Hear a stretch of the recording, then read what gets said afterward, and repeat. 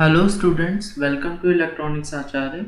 आज का हमारा टॉपिक है एड्रेसिंग मोड्स ऑफ 8086। 8086 के एड्रेसिंग मोड्स के बारे में स्टडी करेंगे। देखेंगे कितने टाइप्स के मोड हैं, क्या होता है ऑपरेंड, क्या होता है ऑपकोड, सभी चीज़ डिस्कस करेंगे। When 8086 executes an instruction, it performs specific functions on operands। जब कभी भी एक इंस्ट्रक्शन एग्जीक्यूट होती है तो ऑपरेंड्स में कोई फंक्शन परफॉर्म किया जाता है। ऑपरेंड्स जो होते हैं उनमें कोई फंक्शन किया जाता है। The data normally referred as operands. और ये ऑपरेंड्स क्या होता है? ऑपरेंड्स वही डेटा है जिसके ऊपर हम कोई अपना जो फंक्शन कर रहे हैं वही हमारा ऑपरेंड होता है। ऑपरेंड में be contained in register within the instruction itself, in memory और इन पोर्ट्स। ये जो ऑपरेंड होता है ये ऑपरेंड हमारी इंस्ट्रक्शन के अंदर भी दिया जा सकता है।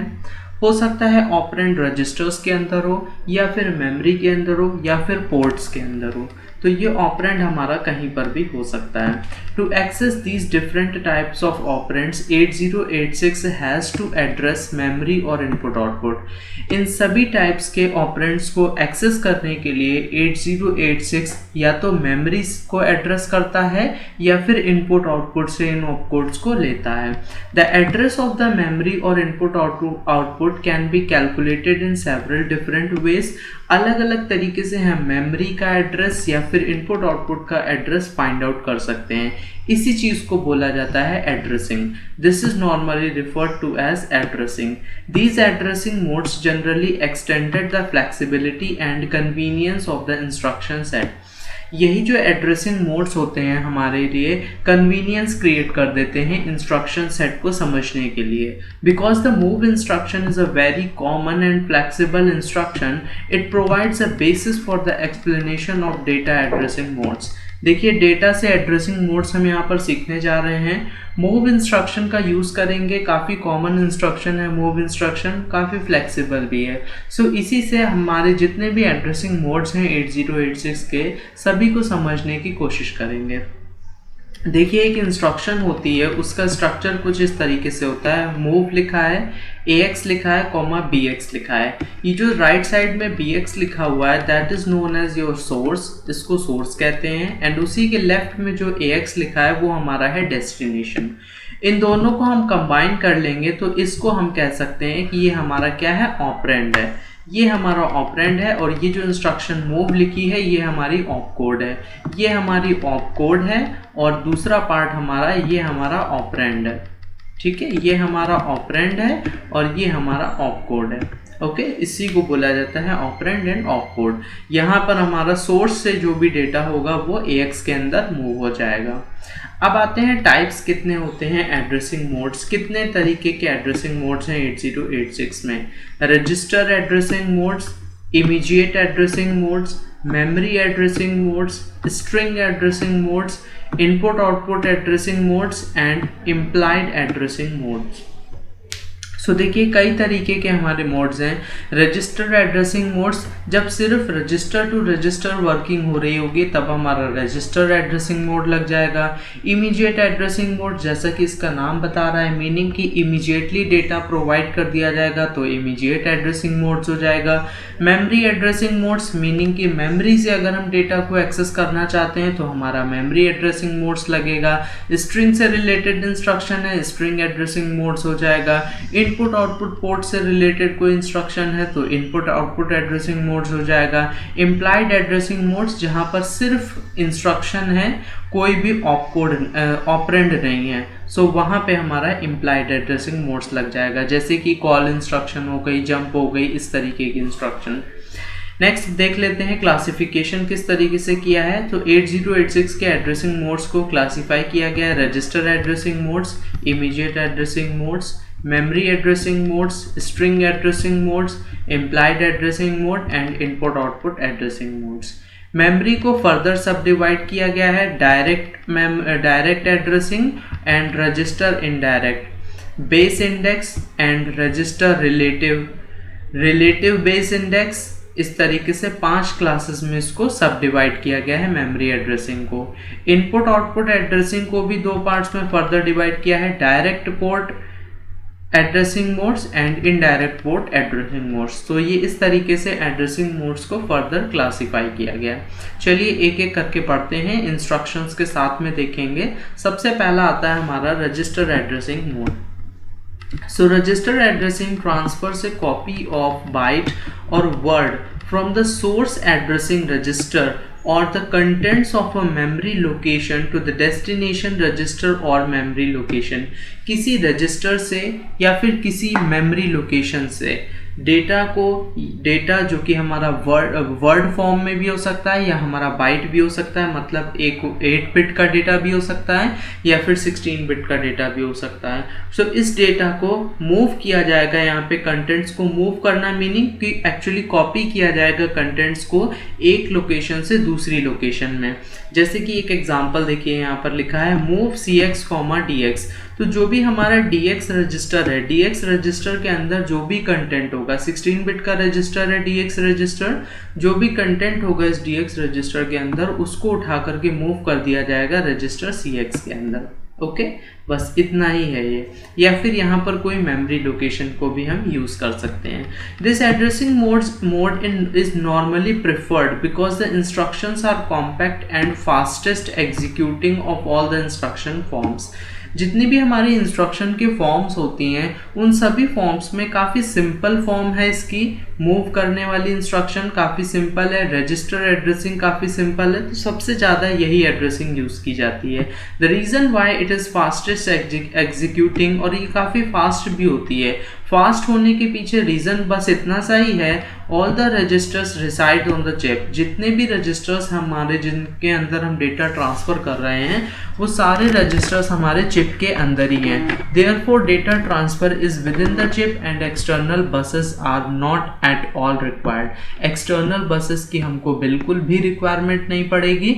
जितना भी डेटा हमें ट्रांसफ़र करना है वो with in the chip data को हम ट्रांसफ़र कर सकते हैं। Okay, so move CX, DX instruction copies the word size contents of register DX into register CX। हमेशा ये ध्यान रखना है कि पहले डेस्टिनेशन को लिखा जाता है और उसके बाद में सोर्स रजिस्टर आता है। ठीक है, इस तरीके से ये हमारा होता है complete register addressing mode. Next चलते हैं, दूसरा देखते हैं। दूसरा क्या है? सेकेंड हमारा आता है immediate addressing modes. Immediate addressing modes, जैसा कि इसका नाम बताता है, immediate addressing transfers the source and immediate byte और वर्ड एड्रेसिंग डबल वर्ड और quad word of data into the destination register और मेमोरी लोकेशन। किसी मेमोरी लोकेशन पे इमीडिएटली किसी डेटा को ट्रांसफ़र करने का काम इमीडिएट एड्रेसिंग मोड्स के थ्रू किया जाता है। मेमोरी लोकेशन में हम डेटा ट्रांसफ़र कर सकते हैं या जो हमारा डेस्टिनेशन है वो एक रजिस्टर भी हो सकता है। बात आती है यहाँ पर सोर्स की। यहाँ पर सोर्स कोई रजिस्टर नहीं होगा, सोर्स कोई मेमोरी लोकेशन नहीं होगा। सोर्स एक इमीडिएट डेटा होगा और वो इमीडिएट डेटा एक बाइट हो सकती है, एक वर्ड हो सकता है, एक एड्रेसिंग डबल वर्ड हो सकता है या फिर एक क्वाड वर्ड भी हो सकता है। Okay, thus if a source operand is a part of instruction instead of register or memory, it is referred to as immediate addressing modes। तो जब कभी भी एक सोर्स ऑपरेंड, हमने बताया था ना आपको ऑपरेंड है वो, जब कभी भी एक सोर्स ऑपरेंड पार्ट होता है किसी इंस्ट्रक्शन का, वो किसी रजिस्टर के अंदर या फिर किसी मेमोरी लोकेशन पर नहीं पड़ा हुआ होता है, उसको हम बोलते हैं immediate addressing mode. Immediate operand can be accessed quickly, और इमीडिएट ऑपरेंड्स को हम काफ़ी क्विकली एक्सेस कर सकते हैं because they are available directly in the instruction queue. ऐसा क्यों है? देखिए, रजिस्टर एड्रेसिंग फास्ट इसलिए थी क्योंकि वहाँ पर एक्सटर्नल बसेस का यूज़ नहीं किया गया था, जबकि इमीडिएट एड्रेसिंग फास्ट इसलिए है क्योंकि यहाँ पर जो डेटा अवेलेबल होने वाला है वो डायरेक्टली हमें इंस्ट्रक्शन क्यू से मिलने वाला है। ओके, इस वजह से यहाँ पर भी हमें एक्सटर्नल बसेस की ज़रूरत नहीं होगी like a register operand. Hence there is no need of external bus and bus cycles to obtain the data. Data को ऑब्टेन करने के लिए हमें कोई एक्स्ट्रा बस साइकिल्स की ज़रूरत नहीं होगी, हमें किसी भी तरीके की एक्सटर्नल बसेस की ज़रूरत भी नहीं होगी। बस लिमिटेशंस होती हैं यहाँ पर। Limitations with immediate operands are, immediate operands के साथ में लेकिन कुछ लिमिटेशंस होती हैं। क्या लिमिटेशंस हैं? Like they can only be used as source operands and that they are constant values. देखिए कभी भी हम एक बार जब अपना इमीडिएट डेटा सेट कर देते हैं सो वो हम प्रोग्राम के अंदर अपने आप उसको नहीं चेंज कर सकते, वो हमारा इमीडिएट डेटा नहीं चेंज हो सकता। बस यही इसका एक ड्रॉबैक हो गया इमीडिएट एड्रेसिंग का। सो हम सोर्स ऑपरेंड को हम दोबारा चेंज नहीं कर सकते हैं, वो एक कांस्टेंट वैल्यू पर फिक्स हो जाता है। बस इस चीज़ का ध्यान रखना है हमें। एग्जाम्पल देखिए इसका, जैसे कि एग्जाम्पल लिखा है हमने move AL, 22H। Move AL, 22H क्या करेगा? 22H में देखिए लास्ट इंस्ट्रक्शन में हमने आपको दिखाया था, लिखा था मूव CX, DX। तो CX, DX में DX रजिस्टर के अंदर का जो डेटा था वो CX में मूव किया गया था, लेकिन इस बार इमीडिएट एड्रेसिंग में डेटा इंस्ट्रक्शन के साथ ही प्रोवाइड किया जा रहा है। सो ये जो हमारा डेटा है 22H, ये डायरेक्टली हमारा रजिस्टर AL के अंदर मूव किया जाएगा। रजिस्टर AL पार्ट है रजिस्टर AX का, और AL रजिस्टर को क्यों लिखा गया है यहाँ पर? बिकॉज ये जो हम डेटा दे रहे हैं वो सिर्फ 8 बिट का डेटा है, इस वजह से ऐसा हो रहा है। Okay, so this instruction copies a byte size 22H into the register AL। Register AL के अंदर हमारा डेटा 22H यहाँ पर स्टोर हो जाएगा। ओके, सो ये 22H हमारा कांस्टेंट हो गया, ये हम प्रोग्राम में अपने आप इसको नहीं चेंज कर सकते हैं। नेक्स्ट चलते हैं मेमोरी एड्रेसिंग मोड्स के पास में। मेमोरी एड्रेसिंग मोड्स को हमने बताया था कि फर्दर 5 क्लासेस में डिवाइड किया है, इसको काफ़ी अच्छे से समझना है, काफ़ी इंपॉर्टेंट आती है memory addressing modes. So in this addressing modes, memory addressing mode, memory operands must be transferred to or from the CPU, the bus.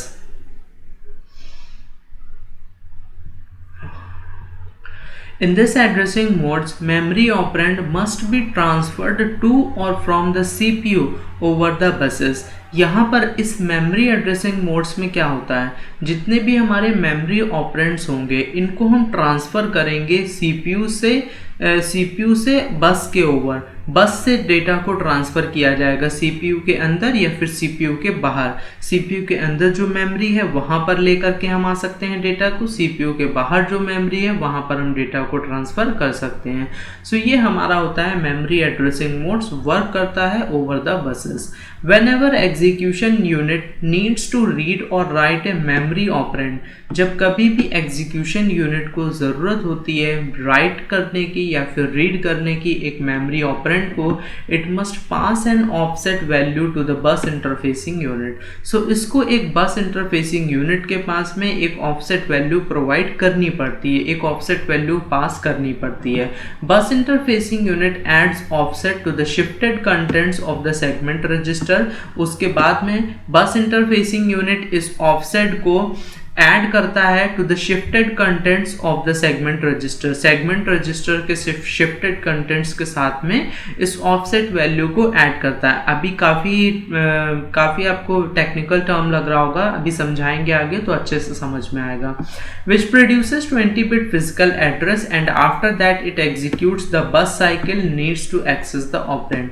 देखिए हम जानते हैं कि हमारा जो मेमोरी एड्रेस होता है वो 20 बिट्स का यहाँ पर मेमोरी एड्रेस है। सो रजिस्टर हमारे 16 बिट के हैं। सो 20 बिट के एड्रेस को, फिजिकल एड्रेस को जनरेट करने के लिए हमें सेगमेंट रजिस्टर्स के साथ में 10 का मल्टीप्लाई करते हैं और उसके बाद में ऑफसेट वैल्यू उसमें ऐड कर दी जाती है। ये ऑफसेट वैल्यू हमें प्रोवाइड करनी होगी, इस ऑफसेट वैल्यू को हमें देना होगा यहाँ पर। सो इसी के अकॉर्डिंग वर्क करते हैं, इसी ऑफसेट वैल्यू के हिसाब से यहाँ पर 5 क्लासेस में मेमोरी एड्रेसिंग को डिवाइड कर दिया गया है। चलिए देखते हैं पहला हमारा क्या है। फर्स्ट हमारा आता है यहाँ पे direct memory addressing modes. Direct memory addressing mode है हमारा ये, इसको देखते हैं। इन this mode the 16 bit effective address EA is taken from the displacement field of the instruction। जो भी हमारी इंस्ट्रक्शन दी गई, देखिए यहाँ पर एक इंस्ट्रक्शन दी गई है, इस इंस्ट्रक्शन की एक डिस्प्लेसमेंट फील्ड है, ये हमारी डिस्प्लेसमेंट फील्ड होती है, स्क्वायर ब्रैकेट्स के अंदर लिखते हैं। सो डिस्प्लेसमेंट फील्ड से हमें इफेक्टिव एड्रेस मिलेगा, उस इफेक्टिव एड्रेस को हम ऐड करेंगे यहाँ पर हमारे डेटा सेगमेंट रजिस्टर्स में 10 का मल्टीप्लाई करने के बाद में to get the physical address. Physical address is generated by adding this to register times 10h as shown. देखिए जो भी रजिस्टर, जो भी सेगमेंट रजिस्टर हम यूज कर रहे हैं उसमें 10 टाइम्स मल्टीप्लाई करते हैं और उसके बाद में ऐड कर देते हैं इस इफेक्टिव एड्रेस को, जिसको हम डिस्प्लेसमेंट फील्ड भी बोलते हैं. द डिस्प्लेसमेंट में बी 8 और 16 बिट. ये जो डिस्प्लेसमेंट होता है, ये डिस्प्लेसमेंट हमारा 8 बिट्स का भी हो सकता है, ये डिस्प्लेसमेंट हमारा 16 बिट का भी हो सकता है. It is stored in the location which follows the instruction op code. और जो भी इंस्ट्रक्शन ऑप कोड फॉलो कर रही होगी वहां पर हमें ये डिस्प्लेसमेंट में प्रोवाइड हो जाएगा. सो देखिए एक इंस्ट्रक्शन लिखी है मूव 1 2 3 4 स्क्वायर ब्रैकेट्स के अंदर इसको लिख दिया गया है कॉमा AX. इसका सीधा सीधा मीनिंग ये है कि ये सोर्स रजिस्टर हमारा AX है और डेस्टिनेशन वैल्यू हमारी ये है. डेस्टिनेशन वैल्यू हमारी 1 2 3 4 है एंड सोर्स रजिस्टर हमारा AX रजिस्टर है. मीनिंग रजिस्टर AX का जो भी कंटेंट होगा वो इस लोकेशन पे जाके मूव कर दिया जाएगा. लेकिन अब आप एक बात बताइए, ये कौन सी लोकेशन है? ये तो 16 बिट का एड्रेस लिखा हुआ है लेकिन एड्रेस तो 20 बिट का होता है. सो यहाँ पर हमारा जो डायरेक्ट मेमोरी एड्रेसिंग मोड है ये डेटा सेगमेंट रजिस्टर का बाय डिफॉल्ट यूज करेगा. डेटा सेगमेंट रजिस्टर को उसमें 10 टाइम्स मल्टीप्लाई करेंगे और उसके बाद में इस डिस्प्लेसमेंट को उसमें ऐड करके मेमोरी एड्रेस फाइंड आउट करेंगे. सो यहाँ पे जो हमें मेमोरी एड्रेस मिलेगा वो मिलने वाला है 11234H. ओके, सो इसका मीनिंग है रजिस्टर AX का जो भी कंटेंट होगा वो इस मेमोरी लोकेशन पे आकर के स्टोर कर दिया जाएगा. ठीक, ये हमारा हो गया डायरेक्ट मेमोरी एड्रेसिंग मोड, जिसमें कि हमें डायरेक्ट डिस्प्लेसमेंट या फिर डायरेक्ट हमें इफेक्टिव एड्रेस प्रोवाइड कर दिया जाता है. नेक्स्ट आता है सेकंड पार्ट आता है मेमोरी एड्रेसिंग मोड के अंदर. दूसरा पार्ट आता है register indirect addressing mode. Register indirect addressing modes, देखिए ये थोड़ा सा हिंट हमें दे रहा है रजिस्टर इनडायरेक्ट एड्रेसिंग मोड्स, क्योंकि मेमोरी से रिलेटेड हम एड्रेसिंग पढ़ रहे हैं अगर, सो इसका मीनिंग तो ये हो गया कि जो भी हमारा डेटा है वो मूव तो मेमोरी के अंदर ही करना है हमको, लेकिन अब बोल दिया रजिस्टर इनडायरेक्ट. इसका मीनिंग हो गया कि ये जो मोड है हमारा है वो इनडायरेक्ट मोड है. इसका मीनिंग है कि जो मेमोरी एड्रेस हमारा होने वाला है वो मेमोरी एड्रेस किसी रजिस्टर के अंदर स्टोर किया गया है. वो जो मेमोरी एड्रेस है वो किसी रजिस्टर के अंदर स्टोर किया गया है. इस चीज़ का हमें ध्यान रखना है. In this mode, the effective address of the memory may be taken directly from one of the base register or index register. ये बहुत ध्यान से समझिए, रजिस्टर इनडायरेक्ट एड्रेसिंग मोड में इफेक्टिव एड्रेस जो होगा मेमोरी का इफेक्टिव एड्रेस जो होगा उसको हम डायरेक्टली टेक आउट करेंगे from one of the register.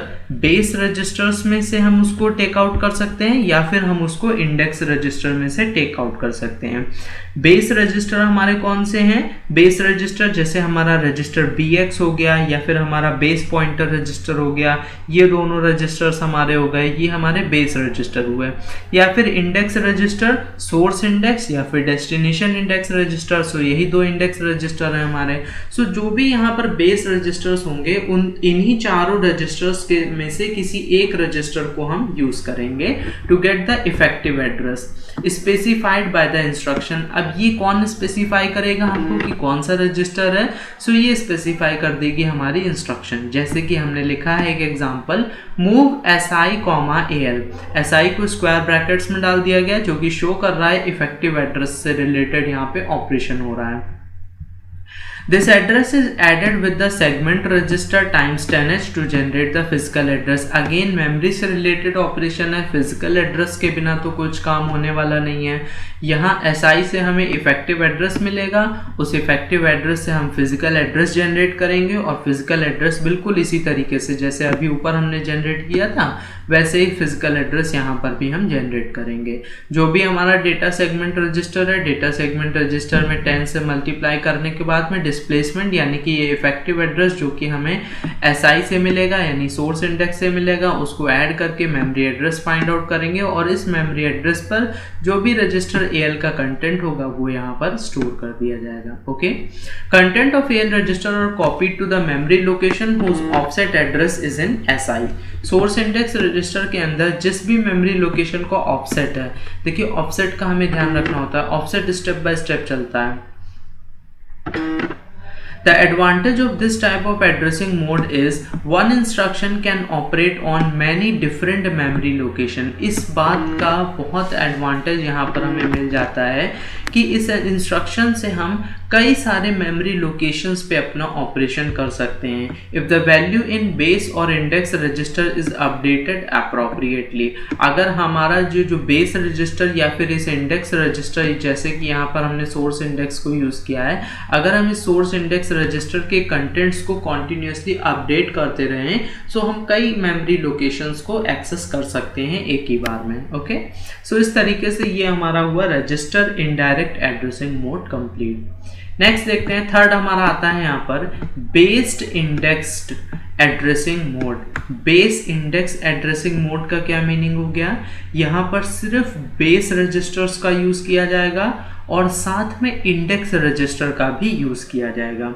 Register indirect addressing mode में क्या हो रहा था, रजिस्टर इनडायरेक्ट एड्रेसिंग मोड में या तो बेस रजिस्टर या फिर इंडेक्स रजिस्टर का हम यूज कर रहे थे, लेकिन बेस इंडेक्स एड्रेसिंग मोड में क्या करेंगे, दोनों का यूज करेंगे। बेस इंडेक्स एड्रेसिंग मोड्स में दोनों का यूज करेंगे।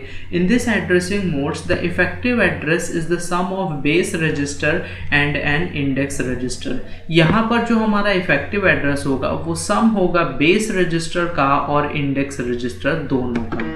Both of which are specified by the instruction, दोनों चीजें इंस्ट्रक्शन बताएगी कि कौन सा बेस रजिस्टर हम यूज कर रहे हैं, बेस पॉइंटर को यूज कर रहे हैं या फिर रजिस्टर BX को यूज कर रहे हैं, और इंडेक्स रजिस्टर में सोर्स इंडेक्स को यूज कर रहे हैं या फिर डेस्टिनेशन इंडेक्स को यूज कर रहे हैं। The sum is added to the segment registers time H, और फिर जो भी सेगमेंट रजिस्टर के अंदर हम वर्क कर रहे हैं, हमारा डेटा सेगमेंट रजिस्टर भी हो सकता है, स्टैक सेगमेंट रजिस्टर भी हो सकता है, कोड सेगमेंट रजिस्टर भी हो सकता है, एक्स्ट्रा सेगमेंट रजिस्टर भी हो सकता है। Okay, to give the effective address as shown. So सबसे पहले यहाँ पर इफेक्टिव एड्रेस किस तरीके से निकाला जाएगा, जो भी बेस रजिस्टर हमें ऑफर कर रहा होगा वो और जो इंडेक्स रजिस्टर हमें ऑफर कर रहा होगा वो, दोनों को हम उठा करके ऐड कर देंगे तो हमें इफेक्टिव एड्रेस मिलेगा।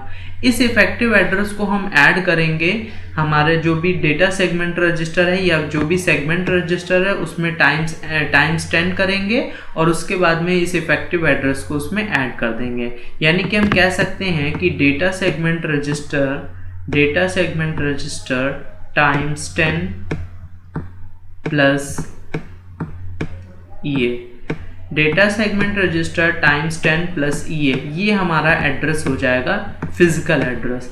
ये हमारा फिजिकल एड्रेस हमें यहाँ से मिल जाएगा और इस फिजिकल एड्रेस पे हमारा डेटा कॉपी करा दिया जाएगा।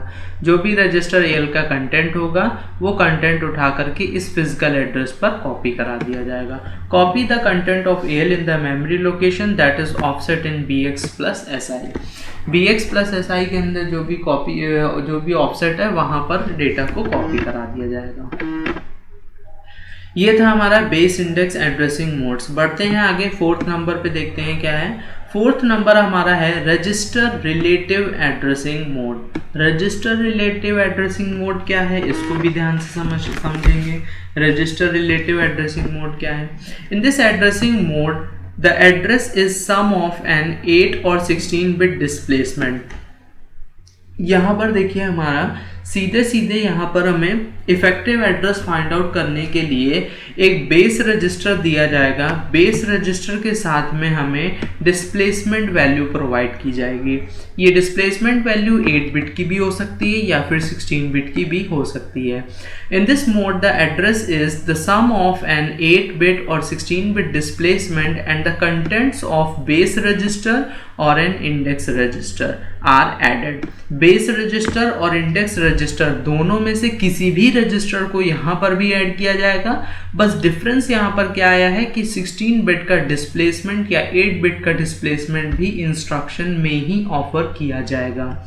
The sum is added with the segment register times 10H, जो भी हमारा सेगमेंट रजिस्टर, जिस भी सेगमेंट रजिस्टर को यूज कर रहे हैं उसमें टाइम्स 10 करेंगे और उसके बाद में to generate the physical address, to generate the physical address को हम यहाँ पर से जनरेट कर लेंगे। To generate the physical address as shown, effective address लेंगे, बेस रजिस्टर या फिर इंडेक्स रजिस्टर इंस्ट्रक्शन बताएगी कि कौन से रजिस्टर को यूज कर रहे हैं, साथ में 8 या फिर 16 बिट के डिस्प्लेसमेंट को ऐड करेंगे। जैसे कि एग्जांपल इसका देखिए, move square brackets bx plus 1100 comma AL। सो ये क्या करेगा, जो 1100 प्लस bx हमारा है, ये जो ऑफसेट ऑफर कर रहा है, इस ऑफसेट पर रजिस्टर AL के कंटेंट को स्टोर कर दिया जाएगा। ओके अब ये ऑफसेट कहाँ पर से कहाँ का फिजिकल एड्रेस प्रोवाइड करेगा, जिस भी सेगमेंट रजिस्टर को हम यूज करेंगे, चाहे हम कोड को यूज करें, चाहे एक्स्ट्रा यूज करें, चाहे किसी को भी यूज करें, तो उसके अकॉर्डिंग ही हमें ये मिलने वाला है। Copy the content of AL register to the memory location whose offset is given by bx plus displacement. किस तरीके से करते हैं चलिए देखते हैं। सपोज कर लेते हैं कि डेटा सेगमेंट रजिस्टर का डेटा जो है वो है 2314। डेटा सेगमेंट रजिस्टर 16 बिट का रजिस्टर होता है, 2314H उसके अंदर डेटा पड़ा हुआ है। रजिस्टर BX मान लेते हैं, रजिस्टर BX के अंदर डेटा है 1023 और हमने जो ऑफसेट यहाँ पर प्रोवाइड किया है, डिस्प्लेसमेंट जो हमने यहाँ पर प्रोवाइड किया है, वो डिस्प्लेसमेंट हमारा कितने का है, 1100H का हमारा डिस्प्लेसमेंट है। सो इन दोनों को पहले तो कंबाइन करके इफेक्टिव एड्रेस फाइंड आउट करेंगे। ये BX को और ऑफसेट को मिला करके हमने इफेक्टिव एड्रेस फाइंड आउट किया। डिस्प्लेसमेंट इसको कर लीजिए, इसको हमने करके हमने इसको फाइंड आउट कर लिया। पहले हमने इफेक्टिव एड्रेस हमने BX को और डिस्प्लेसमेंट को ऐड करके इफेक्टिव एड्रेस हमने फाइंड आउट कर लिया। उस इफेक्टिव एड्रेस को डेटा सेगमेंट्स टाइम 10H करके आगे फाइंड आउट किया, तो फिजिकल एड्रेस हमें मिल गया। Physical address is equal to 2314 times 10 plus 1023 plus 1100। यहाँ से जो फिजिकल एड्रेस 20 बिट का जनरेट हुआ वो हुआ 25263। सो इस मेमोरी लोकेशन पर, ये जो मेमोरी लोकेशन होगी 25263, इस मेमोरी लोकेशन पर रजिस्टर AL के कंटेंट को कॉपी करा दिया जाएगा। ओके ये था हमारा रजिस्टर रिलेटिव एड्रेसिंग मोड्स। काफ़ी कंफ्यूजिंग है आपस में, तो बहुत ध्यान से देखिएगा। ऊपर हमने आपको बताया था यहाँ पर ये रजिस्टर इनडायरेक्ट एड्रेसिंग मोड और ये हमारा रजिस्टर रिलेटिव एड्रेसिंग मोड्स काफ़ी मिलते जुलते हैं। बेस रजिस्टर और इंडेक्स रजिस्टर का दोनों जगह यूज़ किया गया था। वहाँ पर इफेक्टिव एड्रेस हमको मिल रहा था सिर्फ बेस और इंडेक्स रजिस्टर की हेल्प से, लेकिन रजिस्टर रिलेटिव एड्रेसिंग मोड में साथ में 16 बिट या फिर 8 बिट का डिस्प्लेसमेंट भी ऑफर किया जाता है। ओके नेक्स्ट चलते हैं हम हमारे 5th नंबर के मेमोरी एड्रेसिंग मोड पे, जो कि है relative based index addressing. Relative based index addressing, this addressing mode generate an effective address that is sum of the base register comma and index register and A displacement. इस बार देखिए क्या हो रहा है, relative based index addressing modes, फिर से बोल दिया बेस रजिस्टर को भी यूज करना है आपको, इंडेक्स रजिस्टर को भी यूज करना है और रिलेटिव मेथड भी यूज करना है। मीनिंग इफेक्टिव एड्रेस जनरेट करने के लिए इस बार हमें बेस रजिस्टर को भी ऐड करना होगा, इंडेक्स रजिस्टर को भी ऐड करेंगे और 8 या 16 बिट के डिस्प्लेसमेंट को भी हम ऐड करेंगे। देन उसके बाद में फिजिकल एड्रेस जनरेट करने के लिए सेगमेंट रजिस्टर टाइम्स 10H कर देंगे और साथ में इफेक्टिव एड्रेस को उसमें ऐड कर देंगे। इसका एग्जांपल देखिए, लिखा है move CX comma BX plus SI plus 0400। इस बार थोड़ा सा चेंज कर दिया गया। थोड़ा सा क्या चेंज कर दिया हमने, इस बार हमारा जो सोर्स है वो सोर्स हमने एक मेमोरी लोकेशन दे दिया और डेस्टिनेशन हमने कर दिया रजिस्टर CX को। रजिस्टर CX हमारा हो गया डेस्टिनेशन रजिस्टर।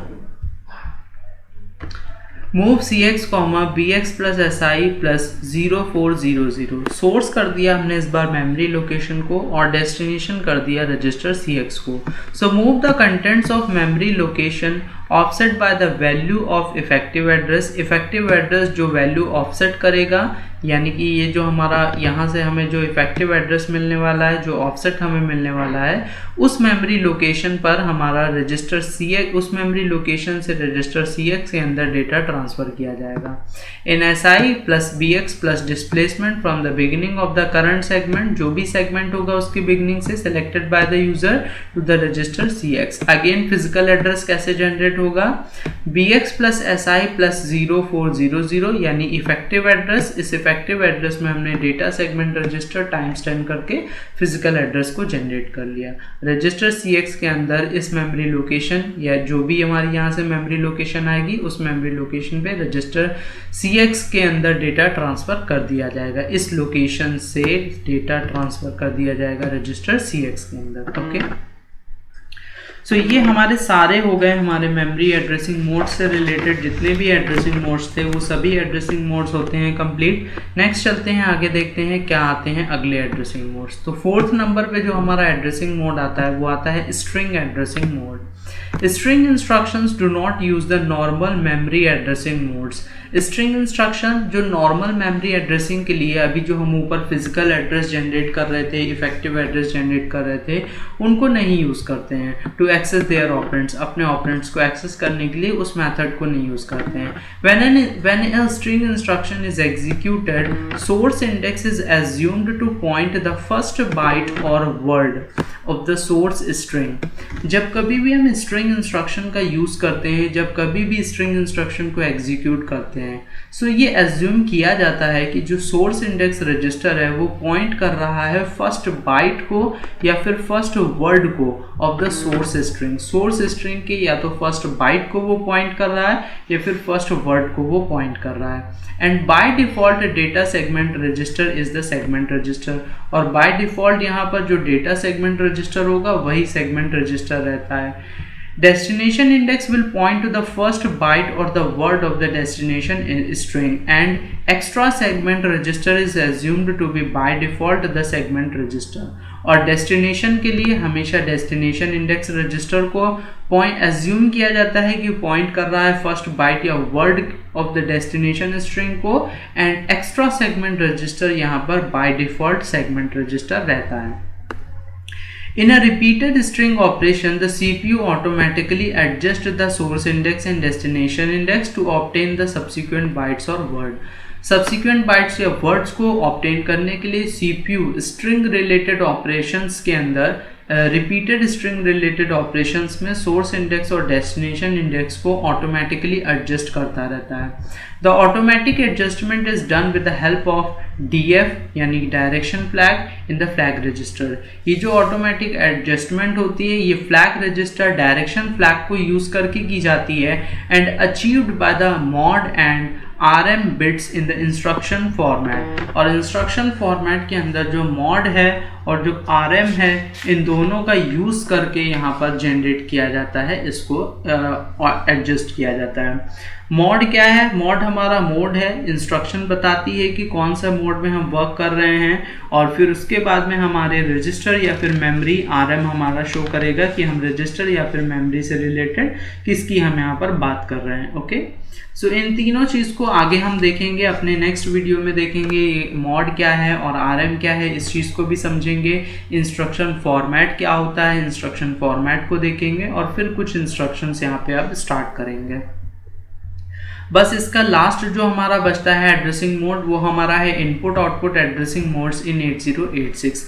इनपुट आउटपुट में हमने आपको बताया था कि दो एड्रेसिंग मोड है यहाँ पर, डायरेक्ट एड्रेसिंग मोड और इनडायरेक्ट एड्रेसिंग मोड्स। लेकिन उसके पहले भी यहाँ पर दो तरीके की मैपिंग होती है, उस मैपिंग को एक बार रिकॉल कर लेते हैं। सो फर्स्ट हमारी इनपुट आउटपुट एड्रेसिंग में मेमोरी मैप्ड इनपुट आउटपुट होते हैं, यानी कि इनपुट आउटपुट या फिर पेरिफेरल्स को हम इस तरीके से मैप करते हैं या फिर उनको इस तरीके से ट्रीट करते हैं जैसे कि वो एक मेमोरी है। If an input output port is memory mapped, अगर इनपुट आउटपुट पोर्ट को हमने मेमोरी मैप किया हुआ है, any of the memory operand addressing modes में be used to access the port, तो हम किसी भी मेमोरी से रिलेटेड एड्रेसिंग मोड्स का यूज कर सकते हैं उन पोर्ट्स को एक्सेस कराने के लिए। For example a group of terminals can be accessed as an array, जैसे कि एक ग्रुप ऑफ टर्मिनल्स अगर लगे हुए हैं तो हम उनको एक मेमोरी के अंदर एक एरे समझ सकते हैं। String instructions can also be used to transfer data to the memory mapped input output ports within appropriate hardware interface. Appropriate hardware interface लगाएंगे, इंटरफेसिंग अच्छे से करेंगे और मेमोरी मैपिंग को यूज करेंगे और स्ट्रिंग इंस्ट्रक्शंस का यूज करके हम memory mapped input output ports को एक्सेस कर सकते हैं। लेकिन जब हम पेरिफेरल से मैपिंग करा देंगे तब हमारे पास में जो है इस तरीके से हम करेंगे।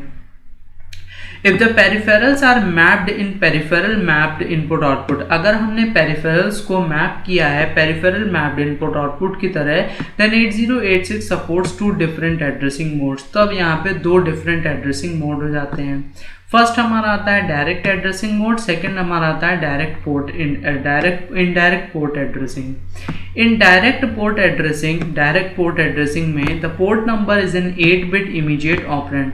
जो पोर्ट नंबर हमारा होगा वो 8 बिट का इमीडिएट ऑपरेंड होगा। This allows fixed access to port number 0 to 255। तो देखिए डायरेक्ट पोर्ट एड्रेसिंग में हम सिर्फ 0 से लेकर के 255 यानी कि बोल सकते हैं टोटल 256 हम यहाँ पर इनपुट आउटपुट पोर्ट्स को एक्सेस कर सकते हैं डायरेक्ट पोर्ट एड्रेसिंग के साथ में। लेकिन वहीं पर अगर हम इनडायरेक्ट पोर्ट एड्रेसिंग को यूज करें तो indirect port addressing is similar to the register indirect addressing of the memory operand. Indirect port addressing जो इनपुट आउटपुट्स के लिए है वो बिल्कुल register indirect addressing modes of memory operand जो थी बिल्कुल वैसे ही होता है। The port number is taken from the register DX। Register DX से हम पोर्ट नंबर को लेंगे and can B range from 0000 to FFFF। जो भी हमारा पोर्ट्स यहाँ पर वेरी करेंगे, जो पोर्ट्स की रेंज होगी वो 0000 से लेकर के FFFF तक रहेगी, यानी कि 0 to 65535 तक रहती है। By previously adjusting the content of register DX, one instruction can access any port in 10 spaces. जो भी हमारा DX रजिस्टर होगा, DX रजिस्टर में जो भी हमारा पोर्ट होगा, सो एक इंस्ट्रक्शन से हम 10 स्पेसेस को एड्रेस कर सकते हैं। अ group of adjacent ports can be accessed using a simple software loop that adjust the value in DX। और हम कई सारे पोर्ट्स को भी यूज कर सकते हैं एक सिंपल सी लूप बना करके। ओके, लास्ट हमारी जो एड्रेसिंग मोड्स आती है वो हमारी है implied addressing mode. So implied addressing modes the instruction which do not have operands come under the implied addressing modes. जिनके अंदर कोई भी ऑपरेंड नहीं होता वो इम्प्लाइड एड्रेसिंग मोड्स के अंदर आ जाएंगे, जैसे कि XLAT, CMA, STC, STD। सो ये हमारी जो कुछ इंस्ट्रक्शंस हैं, इन इंस्ट्रक्शंस को अगली नेक्स्ट वीडियोज़ में देखेंगे क्या हैं। लेकिन अभी इतना ध्यान रख लीजिए, इन इंस्ट्रक्शंस के साथ में कोई भी हमें ऑपरेंड की ज़रूरत नहीं होती है। ओके, ऑपरेंड्स वगैरह इनके अंदर खुद ही हिडन है, हमें अलग से देने की ज़रूरत नहीं है। This instruction do not have operands, तो इसलिए ये हमारी इम्प्लाइड एड्रेसिंग मोड्स के अंदर आती हैं। सो बस आज के लिए इतना ही। Thanks for watching, see you again.